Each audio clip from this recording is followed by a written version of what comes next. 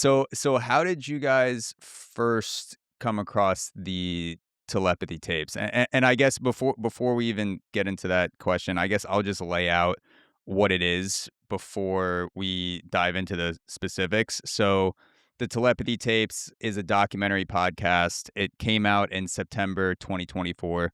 There's since been like 3 or 4 other shows on the same channel, but the Telepathy Tapes was the first one.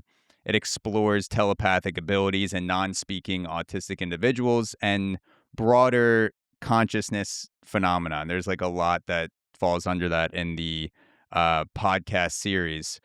It was bigger than Joe Rogan. It was like for a time it was like the number one podcast in the Spotify list of global podcasts, which is crazy. How did you guys first come across the Telepathy Tape show?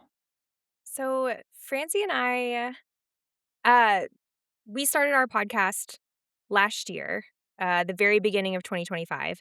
And when we were kind of looking into doing that, we started an Instagram account for our podcast together. And we were just kind of following accounts and trying to get a beat on like what is popular online in the SLP community and that kind of thing. And I think through that, we saw a speech therapist with a pretty big following on Instagram talking about spelling to communicate, which is the Mm, communication program or system that the telepathy tapes is centered around. And I think my recollection of it is that in the comments of that post, someone was saying the telepathy tapes. And we were looking at this. It was a reel of this speech therapist talking about spelling to communicate, which was a system that neither of us had heard of at that point. So we were, kind of trying to just surface level investigate and figure out what it was. And then seeing the word telepathy in the comments piqued both of our interests for sure. And from there, we kind of fell down the rabbit hole and then actually ended up listening to, I've listened to the whole first season, but I believe that there are more episodes out now. So, yeah. yeah. Do you remember a specific moment that caught your attention early on listening to the telepathy tapes where it might have raised a red flag or like even if it wasn't a red flag, just like something that you marked where you're like, oh, that's interesting. Like I'm gonna listen to the entire thing. I think with the first episode, the creators of that podcast did a very good job at bringing in a lot of emotionality within the first few seconds of it. And so I think it's easy to get hooked. And I think Maggie and I have the personalities where we're gonna find out.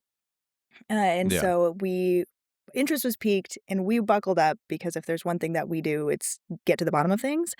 And we were gonna explore it the whole way through. Yeah, I definitely, the first episode of the telepathy tapes, they go into detail about kind of an experiment that they run testing this theory of telepathy. And I Mm, was definitely intrigued by that as someone with a bit of a research background from grad school and just from the field that we're in.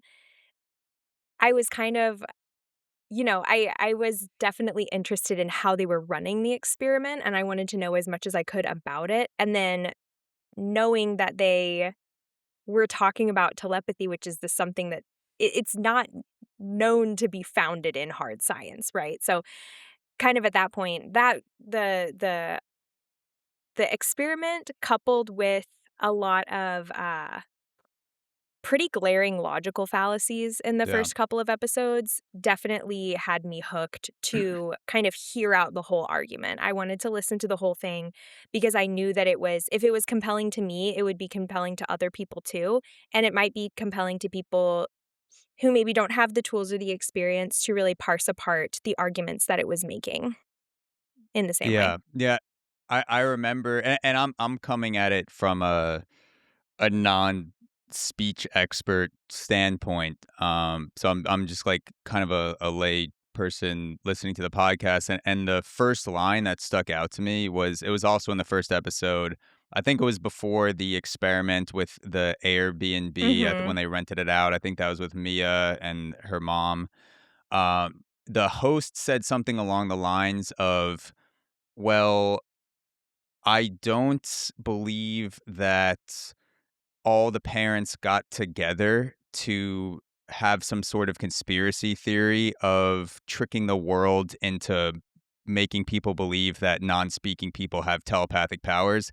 So I'm gonna go with the fact that they have telepathy." And I was just like, "Wait, hold on, Right. why does it have to be like a global cabal of like parents versus like okay, like these children have like telepathic superpower? Like why can't it be like maybe the parents are well-meaning but there's other things involved that are like muddying the situation? Like it could easily be a gray area. And I remember that was in like the first 10 minutes of the first episode. In Yeah. thinking specifically about logical fallacies and, like, the first 10 minutes of the episode, I remember listening and one of those, like, "Oh, this is gonna be a thing that I'm gonna be mad about," was within, like, even the intro, they provide an ad hominem attack against professionals who work with kids who are non-speaking for being terrible for not pursuing this pathway, and as somebody who works with non-speaking kids all day, I was like, "Hey, I don't like the way you're talking about me right now." And from there, I was like, "Okay, I gotta figure out Yeah. what they're talking about because I will hear your argument, and then I'm going to